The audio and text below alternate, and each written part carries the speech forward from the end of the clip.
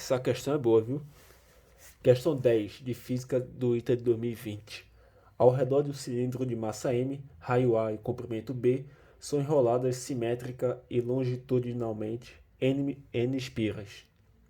Estas são dispostas paralelamente a um plano inclinado, onde se encontra um cilindro que não desliza devido ao atrito com a superfície do plano. Considerando a existência de um campo magnético uniforme vertical B na região, assinale a intensidade da corrente I, que deve circular nas espiras para que o conjunto permaneça em repouso na posição indicada pela figura. É o seguinte, ele quer que esse sistema aí fique em repouso. Ou seja, todas as forças se anulam, inclusive o momento. A soma dos momentos ou a soma dos torques também será igual a zero. Dessa maneira aqui. Mas para prosseguir a questão, você tem que pegar o sistema e analisar todas as forças que tem nele. Eu já fiz isso. Aqui tem a força peso, a força normal, a força de atrito e você tem também as forças magnéticas. Daqui a pouco eu explico por que tem duas forças magnéticas. Esse B aí, como ele falou, seria o campo magnético, que vai nessa direção aqui, nesse sentido. É o seguinte, você vai ter várias forças aqui com certos momentos. Dá para perceber que o momento da normal e o momento do peso são iguais. Por quê? Eles são iguais porque utilizamos este ponto aqui como referência. E observe que a força normal ela está na mesma direção, no mesmo sentido, nessa mesma linha aqui do ponto. Ou seja, o seno de alfa dele é zero, assim como P. Agora vamos analisar essas outras forças aqui, a força de atrito e as forças magnéticas. As forças magnéticas fazem com que essa bola aqui gire, nesse sentido, assim ó. Nesse sentido. Já a força de atrito faz o contrário, faz com que a bola não, o cilindro gire nessa direção, na direção oposta. Eu toda vez confundo o cilindro com a bola, mas é um cilindro mesmo. Hein? Enfim, só essas forças fazem com que a bola gire para um lado ou para o outro. É por isso que mesmo o peso tendo uma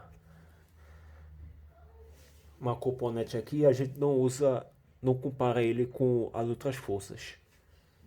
Porque não é necessariamente ele que faz o cilindro girar, entendeu? Então, o momento da força de atrito se anula com as duas forças magnéticas que tem aqui. Agora, só para responder a dúvida de algumas pessoas. Por que aqui tem duas forças magnéticas? É o seguinte, isso aqui é como se fosse, cada espira dessa, como se fosse um circuito fechado.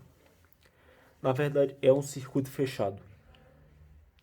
Esse circuito, como a questão diz, ele é percorrido por uma corrente elétrica.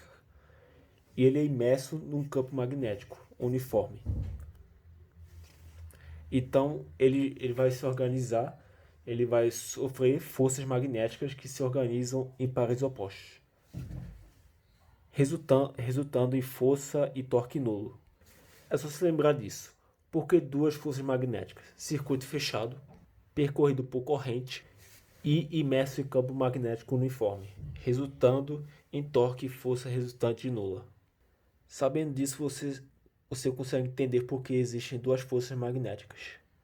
Prosseguimos a questão substituindo o torque da força de atrito e o torque da força magnética. Desta exata maneira.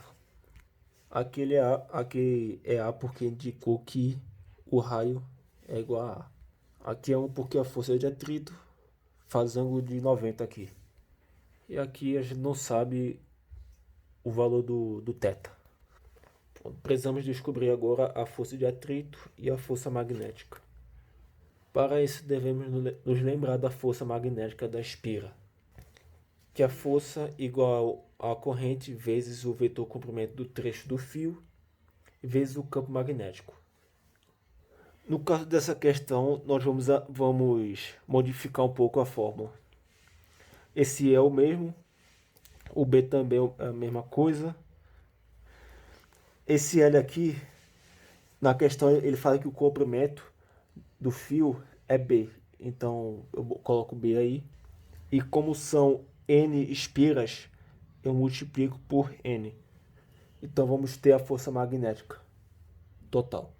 E a força de atrito a gente descobre percebendo que a força de atrito é igual ao componente, deixa eu ver, componente X do peso. Ou seja, a força de atrito, vou colocar aqui no cantinho. Sim, para não complicar muito, eu botei algumas setas aqui, mas eu quero o módulo. Então não posso botar essas setas aqui em cima. Pronto, ignore esses garranchos aqui, por favor. Pronto, agora sim. Agora é só eliminar aqui,